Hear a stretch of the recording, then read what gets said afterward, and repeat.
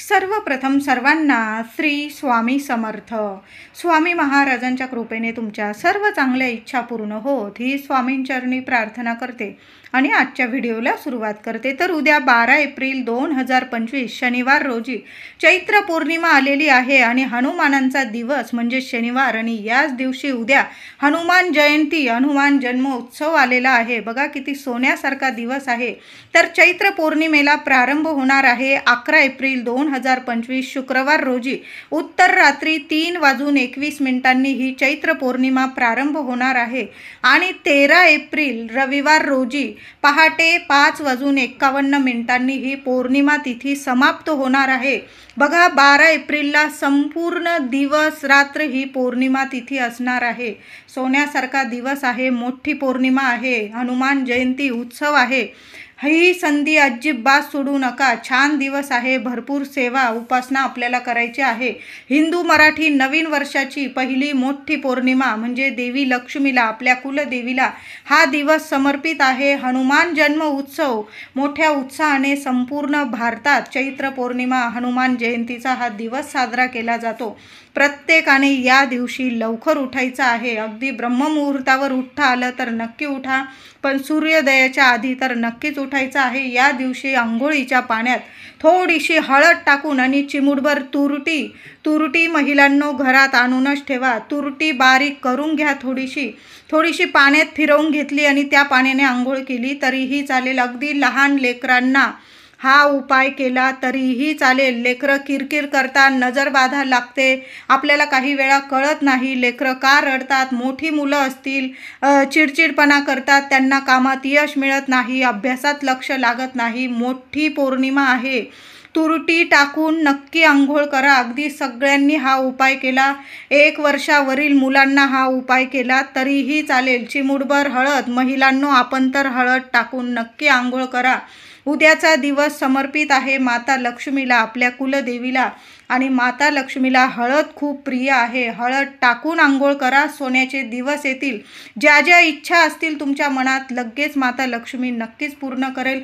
कष्ट तर आपल्याला घेणं भागच आहे, पण कष्टाला काही वेळा फळ मिळत नाही. मग अशा शुभ तिथींना जर काही उपाय सेवा केले तर नक्कीच फलदायी ठरतात. उद्या हळद आणि तुरटी टाकून आंघोळ करा. जी काही नजरबाधा असेल, शारीरिक मानसिक त्रास असेल, कुणी घरात येऊन गेलं की घराला मुलाबाळांना आपल्याला काही ना काही अडचणी समोर येतात, तर अशा वेळी तुम्ही तुरटी टाकून आंघोळ करा. लगेच तुम्हाला फायदेशीर ठरेल, फायदा दिसून येईल तुम्हाला. बघा नक्की हा उपाय करा. या दिवशी घरात सुद्धा आंघोळ झाली की महिलांनो थोडंसं पाणी घ्यायचं, एक कापराची वडी कांडून टाका, थोडीशी तुरटी बारीक करून टाका, हळद टाका, गोमूत्र टाका, गुलाबजल असेल, या 4-5 वस्तू थोड्याशा पाण्यात टाका. हे पाणी सर्व घरात, अंगणात, उंबरठ्यावर सर्व ठिकाणी शिंपडून द्यायचं आहे. घर भाड्याचं असो किंवा स्वतःचं असो, आपल्या वास्तूत हे पवित्र पाणी महिलांनो आवर्जून शिंपडा. जे काही नकारात्मकता असेल, वास्तुदोष असतील, काही ना काही घरात बाधा असेल, म्हणजे नजर बाधा लागलेली असेल तुमच्या घराला, तर संपूर्ण नष्ट होईल. म्हणून हे पवित्र पाणी उद्या नक्की शिंपडा. कापूर, तुरटी, हळद, गोमूत्र आणि गुलाबजल माता लक्ष्मीला प्रिय आहे.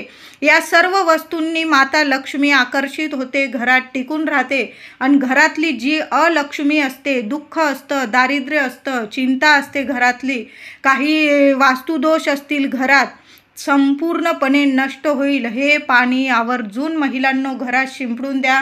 या दिवशी घरदार स्वच्छ करा. घराच्या उंबरठ्यावर हळदीचं लेपन आवर्जून, थोडं पातळ जरी केलं महिलांनो तरी चालेल, पण हळदीचं लेपन घराच्या मुख्य उंबरठ्यावर नक्की करा. लहान का होईना रांगोळी. आपल्या माता लक्ष्मीचा उद्या दिवस आहे.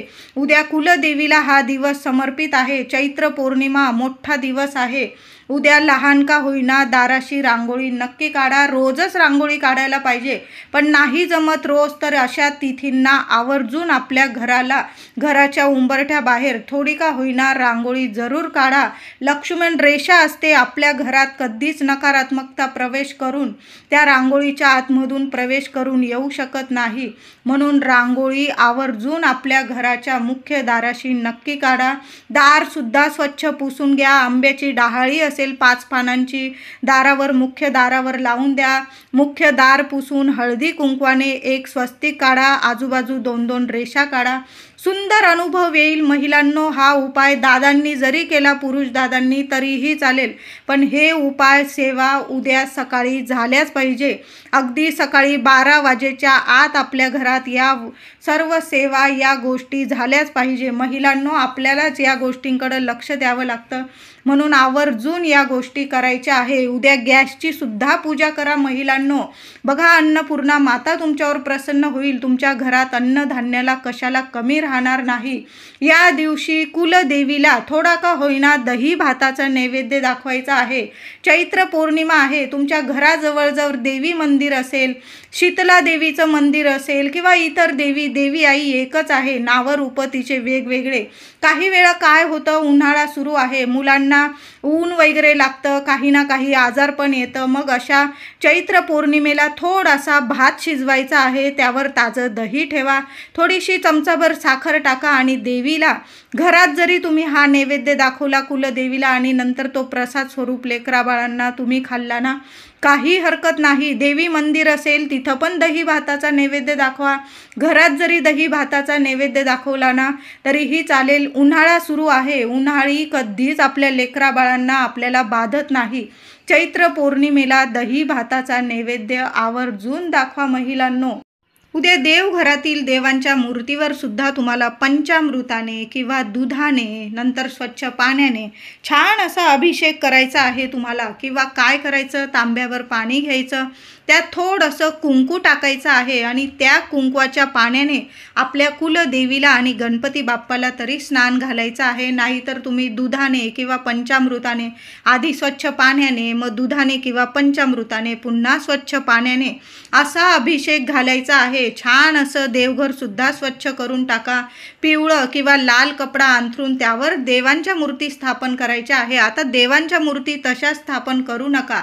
विड्याची पानं असेल, विड्याच्या पानांची रास करा, त्यावर देवांना स्थापन करा. नसेल विड्याची पानं, थोडे चिमूटभर तांदूळ, अख्खे तांदूळ ठेवा आणि त्यावर देवांच्या मूर्ती स्थापन केल्या तरीही चालेल. नंतर दुसऱ्या दिवशी ते तांदूळ तुम्ही पक्ष्यांना घालू शकता किंवा त्याची खीर वगैरे केली तरीही चालेल. उद्या चैत्र पौर्णिमा आहे, मोठा दिवस आहे. महिलांनो, देवघरात मंगल कलशाची स्थापना जरूर करायचा आहे. तुम्ही जरी आधीचा कलश भरलेला असेल, नारळ चांगला असेल तर तोच धुवून घ्या. स्वच्छ कलश घसून घ्या, स्वच्छ पाणी भरा, रुपया टाका, एक नाणं टाका, थोड्याशा दुर्वा असतील दुर्वा टाका, हळदी कुंकू, छान अशी कलशाची पूजा करायची आहे. नारळ शेंडी वर आली पाहिजे. 5 आंब्याची पानं किंवा विड्याची पानं ठेवा. छान असा कलश भरा. कलशाखाली थोड्याशा अक्षता ठेवा. कुलदेवीचं नामस्मरण करा आणि कलश स्थापन करायचा आहे. बघा, कुलदेवी आपल्या घरादारावर, लेकरा बाळांवर कधीच कुठलं संकट येऊ देत नाही. म्हणून आपल्या घरात, देवघरात मंगल कलशाची स्थापना उद्या जरूर करायचा आहे. मोठा दिवस आहे. आधीचा नारळ खराब झालेला असेल, नवीन नारळाचा कलश भरायचा असेल, आवर्जून नवीन नारळ ठेवा. कलशाच्या नारळाला तडा गेलेला असेल, कोंब आलेला असेल, तुम्ही तो निर्माल्यात टाका, विसर्जन करा. किंवा कोंब आलेला नारळ असेल एखाद्या कुंडीत लावून द्या. नवीन नारळ घेऊन या, धुवून चून छान कलशाची स्थापना करायची आहे. कलशावर एखादी वेणी लावा. साक्षात देवी लक्ष्मीचं प्रतीक आहे. कलश म्हणजे लक्ष्मी नारायणाचं प्रतीक आहे. छान कलश पूजन करायचं आहे. उद्या आवर्जून कलश पूजन करा महिलांनो.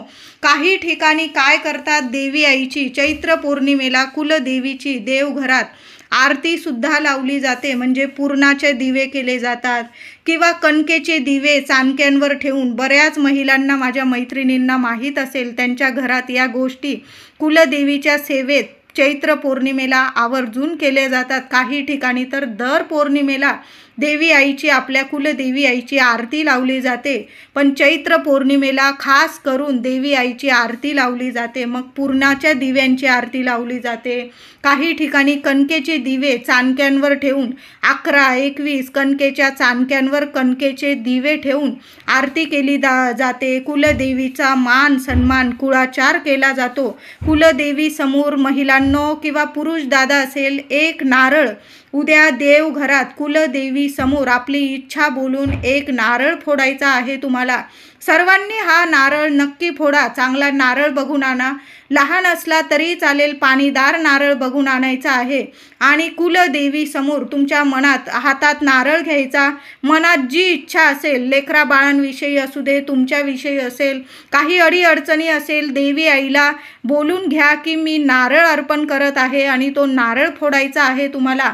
आणि त्याचा प्रसाद सर्वांनी प्रसाद स्वरूप खायचा आहे. घरातल्या व्यक्तींनी खाल्ला तरीही चालेल, बाहेर नाही वाटला तुम्ही, कारण लोक घेतात नाही घेत. मग आपल्या घरात हा प्रसाद उद्या नक्की वाटायचा आहे. एक नारळ कुलदेवीला असा फोडून अर्पण नक्की करायचा आहे आणि त्याचा प्रसाद नक्की खायचा. तुम्ही बर्फीचा वगैरे प्रसाद केल्यानंतर तुम्ही मुलांसाठी तरीही चालेल, पण एक नारळ चैत्र पौर्णिमे उद्या देवी आईला वेणी किंवा लाल फुलं, गणपतीला दुर्वा लाल फुलं नक्की व्हायची आहे. एखादं गुलाबाचं फूल मिळालं किंवा कमळाचं फूल मिळालं, आपल्या माता लक्ष्मीला जरूर अर्पण करा. कुलदेवीचा टाक असेल किंवा मूर्ती असेल, देवी आईला एखादी वेणी नक्की अर्पण करा. त्याचबरोबर देवी आईला गोड पानाचा विडा, जरी नवरात्रीत तुम्ही ही सेवा केली असेल, चैत्र नवरात्रीत, तरी पण उद्या चैत्र पौर्णिमा आहे. आपल्या कुलदेवीला गोड पानाचा विडा किंवा तांबूल, कुटून केलेला तांबूल नक्की अर्पण करायचा आहे. गोड पानाचा विडा तुम्ही बाहेरून बनवून आणला तरीही चालेल आणि गोड पानाचा विडा देवी आईला तुमच्या मनातील इच्छा बोलून घ्यायची आहे आणि एखाद्या वाटीत देवी आईला अर्पण करायचा आहे. नंतर तो गोड पानाचा विडा तुम्ही सहकुटुंब, सहपरिवार किंवा पती पत्नीने जेवणानंतर तुम्ही प्रसाद स्वरूप खाल्ला तरीही चालेल. त्याचबरोबर महिलांनो, उद्या मोठी पौर्णिमा आहे. घरातील जी काही इडापिडा असेल संपूर्णपणे नष्ट होईल. मुलाबाळांची भरभरून सोन्यासारखी प्रगती होईल. म्हणून एक दिवा आपल्याला देवघरात लावायचा आहे. तुम्ही मातीची पंती घ्या किंवा कणकेचा दिवा बनवला तरीही चालेल. तुम्हाला चौमुखी दिवा बनवून उद्या लावायचा आहे. तुमच्याकडं मातीची पंती असेल, 4 मुखी नसेल, कुंभार दादांकडून घेऊन या एखादी पंती किंवा कणकेचा दिवा बनवला तरीही चालेल. जी पोळ्यांना कणिक मळलेली आहे तीच घेऊ नका. थोडासा गोळाभर कणकेचा पिठाचा गोळा नवीन मळून घ्या. मळताना कणकेसोबत थोडीशी चिमूटभर हळद टाकायची आहे. चांगला गोळा मळून घ्यायचा आहे कणकेचा आणि 4 मुखी एक दिवा तुम्हाला तयार करून घ्यायचा आहे. चांगला दिवा बनवून घेतल्यानंतर एखाद्या ताटलीत तो दिवा ठेवायचा आहे आणि दिव्यात तुम्हाला दुहेरी वाती टाकायच्या आहे. त्यात तुम्हाला तिळाचं तेल किंवा मोहरीचं तेल टाकायचं आहे आणि दिव्याची छान पूजा करायची आहे. हळद, कुंकू, फुलं, अक्षता वाहून दिव्याची पूजा करायची आहे. दिव्यात 2 लवंगा टाकायच्या आहे. दिव्यात सुद्धा चिमूटभर हळद टाकायची आहे तुम्हाला आणि एखादी कापूरवडी, भीमसेन कापराचा तुकडा असेल तरीही चालेल. 2 लवंग, चिमूटभर हळद आणि भीमसेन कापराचा तुकडा किंवा साधा कापूर असेल, 1 कापराची वडी त्या दिव्यात टाकून द्यायची आहे. आणि देवी आईला तुमच्या मनात जी इच्छा असेल, मुलांविषयी, पतीविषयी, तुमच्याविषयी काही चिंता असेल, आरोग्य नीट नसेल, दुःख असेल, दारिद्र्य असेल, घरात पैसा टिकत नसेल, जगातलं कितीही मोठं संकट असू द्या, तुमची इच्छा बोलून घ्यायची आहे कुलदेवी समोर, माता लक्ष्मी समोर, तुमच्या देवी देवतांसमोर आणि तो दिवा त्या 4ही वाती तुम्हाला प्रज्वलित करायच्या आहे. 4ही दिशांनी तुमच्या लेकरा बाळांची भरभरून प्रगती होईल. 4ही दिशांनी लेकरा बाळांचं रक्षण होईल, कुटुंबाचं रक्षण होईल. काही वेळा पतिदेव बाहेर जातात कामानिमित्त, रात्री पहाटे मुलं बाळं बाहेर गावी शिक्षणासाठी असतात, परगावी परदेशात असतात. आई वडिलांना खूप चिंता असते. उद्या चैत्र पौर्णिमा, असा चौमुखी दिवा महिलांनो नक्की आपल्या देवघरात लावा. मनातील इच्छा बोलून लावायचा आहे हा दिवा. चारही दिशांनी लेकरा बाळांची सोन्यासारखी प्रगती होईल, कुटुंबाची, संपूर्ण कुटुंबाची भरभराटी होईल आणि लेकरा बाळांचं संपूर्ण कुटुंबाचं चारही दिशांनी रक्षण होईल. रक्षण कवच हा दिवा आहे. अशा शुभ तिथींना जर असा चौमुखी दिवा लावला, उद्या हनुमान जयंती सुद्धा आहे, श्रीरामांचं सुद्धा, प्रभू श्रीरामांचं सुद्धा नाव घ्या, माता लक्ष्मी तुमच्यावर प्रसन्न होईल. साक्षात श्री हरी विष्णू आहे श्रीराम. उद्या श्रीरामांचं नाव जरी घेऊन हा चौमुखी दिवा तुम्ही देवघरात लावला तरीही चालेल. जरा जास्त तेल वगैरे टाकून ठेवायचं आहे, जास्त वेळ जळला तरीही चालेल. त्याचबरोबर तो दिवा नंतर काय करायचा असा बऱ्याच जणांना प्रश्न असतो. तुम्ही कणकेचा बनवला असेल, तुम्ही विसर्जनात टाकून द्या. मातीची पंती घेतली असेल चौमुखी, त्यातल्या वस्तू तुम्ही विसर्जनात निर्माल्यात टाकून द्या. तो दिवा धुवून चून तुम्ही पुन्हा पुढच्या उपायासाठी, सेवेसाठी वापरला, काही हरकत नाही. फक्त कणकेचा दिवा तुम्हाला विसर्जनात टाकायचा आहे. मातीची पंती टाकून देऊ नका. तुम्ही पुढच्या वेळेस तीच मातीची पंती वापरली तरीही चालेल. महिलांनो, असा चौमुखी दिवा आपल्या देवघरात उद्या चैत्र पौर्णिमेचा सोन्यासारखा दिवस आहे. लेकरा बाळांची सोन्यासारखी प्रगती होईल. मुलं अभ्यासात प्रगतिशील होतील, नोकरी करत असतील, नोकरीत यशस्वी होतील. मुलं बाळं मोठी झालेली आहे. विवाहाबद्दल काही समस्या असतील, कुंडलीत दोष असेल, काही ना काही ग्रहमान वाईट असेल, असा एक दिवा उद्या लावून तर बघा.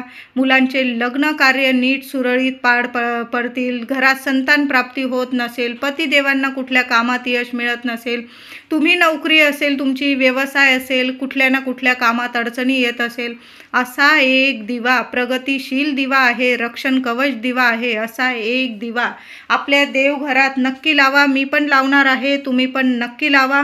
बघा, सप्तशृंगी गडावर या चैत्र नवरात्री ते चैत्र पौर्णिमेपर्यंत देवी आईची यात्रा भरली जाते. भाविक मोठमोठ्या लांबून दर्शनाला येतात. तुम्ही चैत्र नवरात्री तुमच्या कुलदेवीची ओटी भरली नसेल तर या चैत्र पौर्णिमेला उद्या शनिवार जरी असला तरी पण आपल्या कुलदेवीची ओटी नक्की भरा.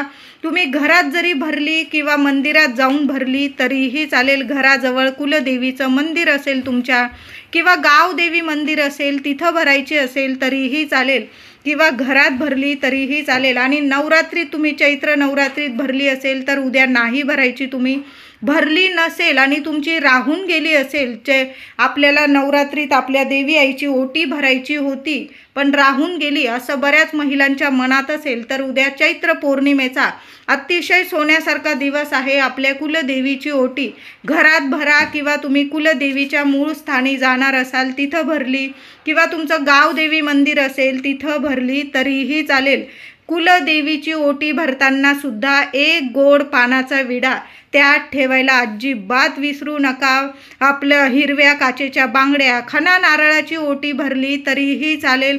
7 शृंगाराचं सामान घ्या, गोड पानाचा विडा, 6-7 हिरव्या बांगड्या तुम्ही त्यात ठेवायच्या आहे. अशी छान ओटी आपल्या कुलदेवीची भरायची आहे. तुम्ही घरात ओटी भरली तर त्या सामानाचं, साहित्याचं काय करायचं? मग एखादी स्त्री असेल तुमच्या घराजवळ, तिला तुम्ही ती ओटी देऊन टाकली, सवाशीण स्त्री असेल तिला, किंवा एखाद्या मंदिरात ठेवून आलात, किंवा तुम्ही ते स्वतः सामान वापरलं. कुलदेवी आपली माय माऊली असते. आपल्या लेकरांना आपण जर वापरलं तिचं ते साहित्य ओटीचं, काही हरकत नाही. प्रसाद स्वरूप ते साहित्य, ओटीचं साहित्य तुम्ही महिलांनो वापरू शकता, किंवा एखाद्या देवी मंदिरात ठेवून आलात तरीही चालेल.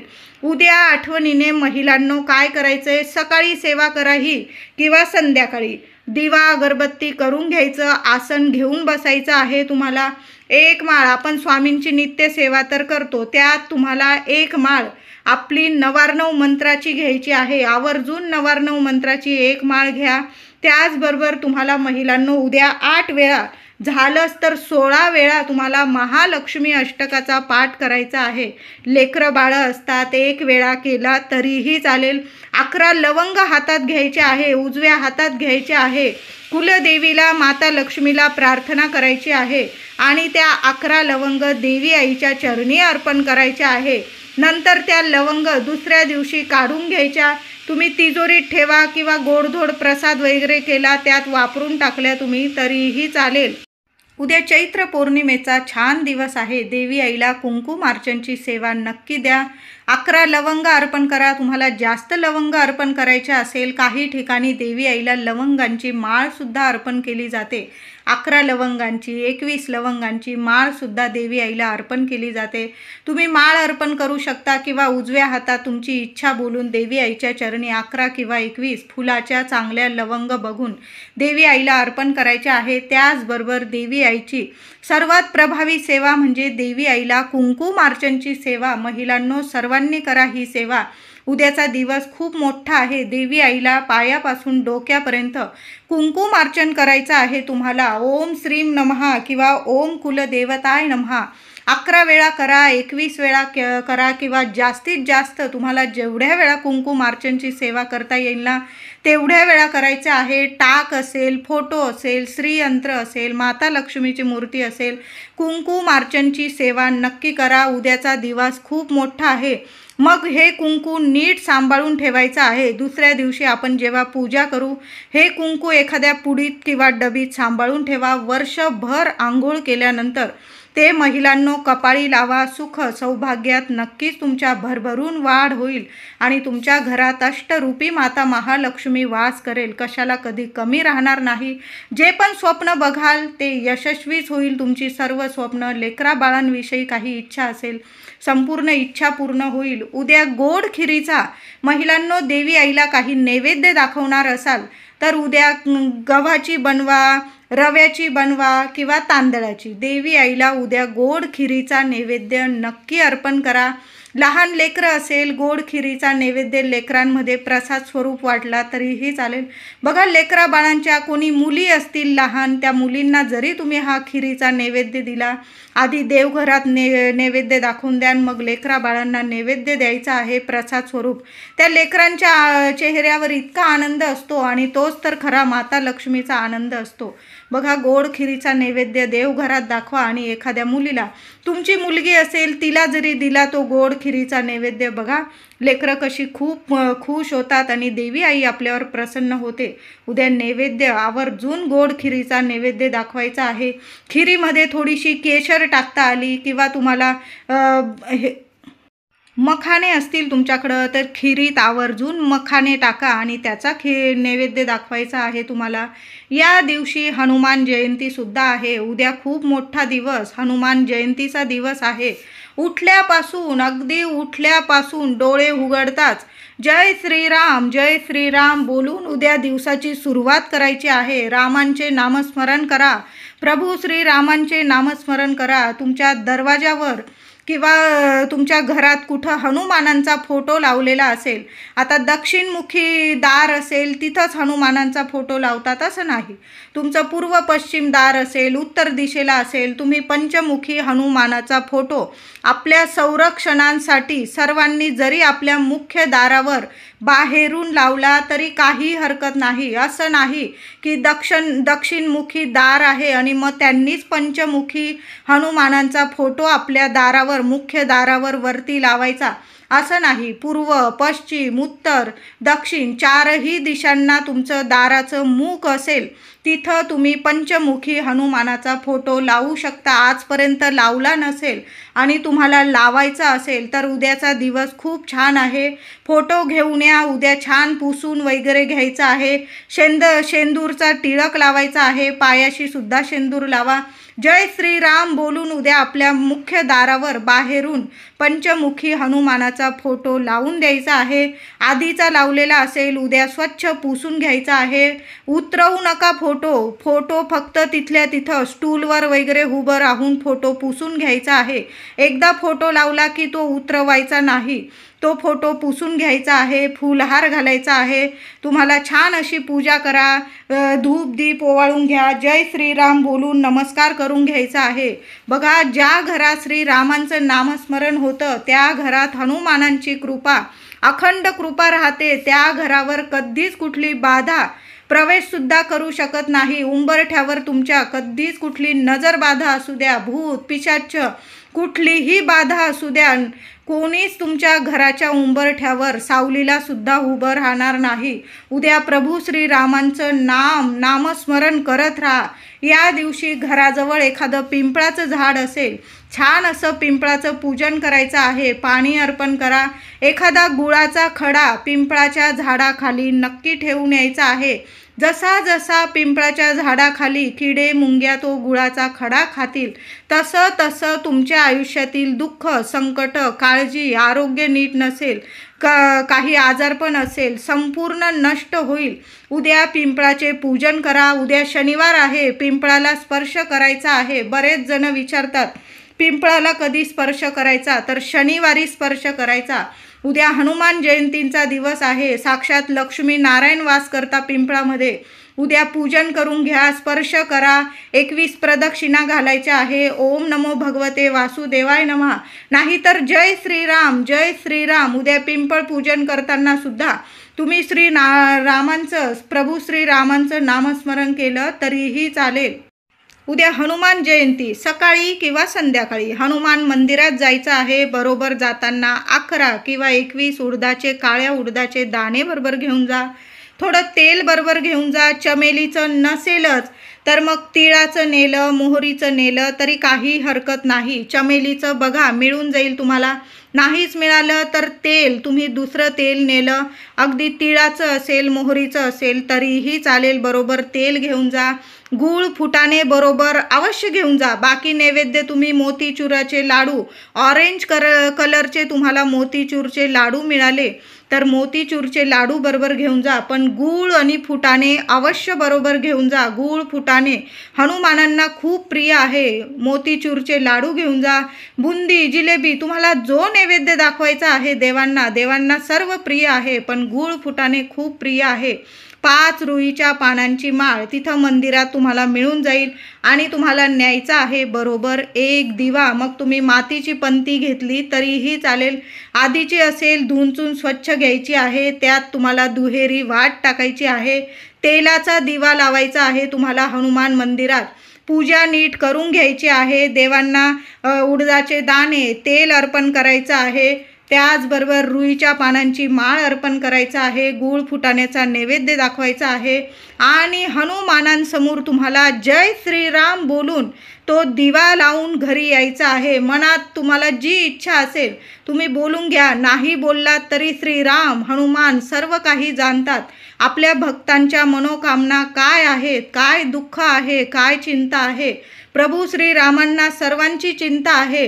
हनुमान जयंतीच्या दिवशी जी व्यक्ती हनुमानांसमोर जय श्रीराम बोलून दिवा लावून घरी येईल, सर्व त्रास, विघ्न, संकट तिथंच हनुमानांच्या चरणीच तुमचं संपून जाणार आहे आणि तुम्ही आनंदाने घरी याल. तुम्ही क्षणात तुमच्या आयुष्यात नक्कीच तुम्हाला आनंददायी सोन्यासारखे अनुभव येतील. तुम्ही खाली हात येणारच नाही.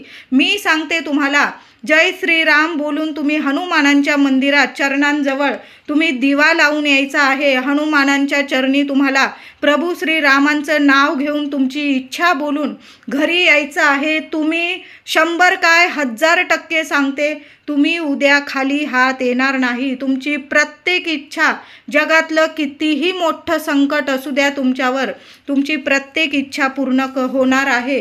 प्रभू श्रीरामांचं नाव घेऊन उद्या हनुमानांसमोर एक दिवा प्रज्वलित करून तर बघा, खाली हात तुम्ही येणार नाही. त्याचबरोबर तुम्हाला काही त्रास असेल तर काय करायचं, एका मातीच्या पंतीत किंवा एखाद्या वाटीत थोडंसं तिळाचं किंवा मोहरीचं तेल घ्या. त्यात तुमचा ज्या व्यक्तीला त्रास आहे त्या व्यक्तीने स्वतःचा चेहरा बघून घ्यायचा. 2 मिनिटं तरी शांत चित्ताने स्वतःचा चेहरा बघायचा. चेहरा बघताना तुम्हाला जी चिंता आहे, अडचण आहे, संकट आहे, विघ्न आहे, ते त्या तेलात तुम्हाला मनातल्या मनात बोलायचं आहे आणि ते तेल घेऊन हनुमान मंदिरात जायचं आणि तिथं हनुमान मंदिरात, प्रत्येक मंदिरात एक मोठा दिवा प्रज्वलित असतो. त्या दिव्यात तुम्हाला ते तेल टाकून द्यायचं आहे. क्षणात तुम्ही संकटमुक्त होणार आहात. उद्या तर तुम्ही संकटमुक्त होणारच आहात, कारण उद्या प्रत्येकजण आपण हनुमानांच्या जवळ श्रीराम जय श्रीराम बोलून एक दिवा लावणार आहोत. त्याचबरोबर खूप त्रासात असाल तर एक नारळ, ज्या व्यक्तीच्या जीवनात त्रास, चिंता, नजरबाधा असेल, अभ्यासात लक्ष लागत नाही मुलांना, पतिदेवांना काही अडचणी असतील तर काय करायचं, एक नारळ त्या व्यक्तीवरून 7 वेळा डोक्यापासून पायापर्यंत नीट ओवाळून घ्यायचं घड्याळाच्या दिशेने आणि हनुमान मंदिरात जाऊन हनुमानांच्या चरणी ते नारळ ठेवून यायचं आहे. मुलांना दृष्ट लागलेली असेल, मुलांवरून सुद्धा तुम्ही एक नारळ उतरवू शकता. आता प्रत्येकालाच नारळ परवडत नाही, मग काय करायचं आहे महिलांनो, तुम्हाला जर परवडत असेल प्रत्येक व्यक्तीवरून नारळ उतरवून टाकायला, तर मग मुलांवरून, पतीवरून, स्वतःवरून एक एक नारळ उतरवून घ्यायचा. घरावरून उतरवलं तरीही चालेल, मोठी पौर्णिमा आहे आणि हनुमानांच्या चरणी ते सर्व नारळ, म्हणजे ज्या व्यक्तीच्या डोक्यावरून नारळ उतरवलेला आहे त्या व्यक्तीच्या हाताने ते नारळ हनुमानांच्या चरणी अर्पण करायचं आहे. आता प्रत्येकाला नारळ परवडत नाही, मग अशा वेळी काय करायचं, एक तुरुटीचा खडा घ्यायचा आहे आणि मुलांवरून, पतीवरून वेगवेगळा तुरुटीचा खडा डोक्यापासून पायापर्यंत 7 वेळा ओवाळून घ्यायचा.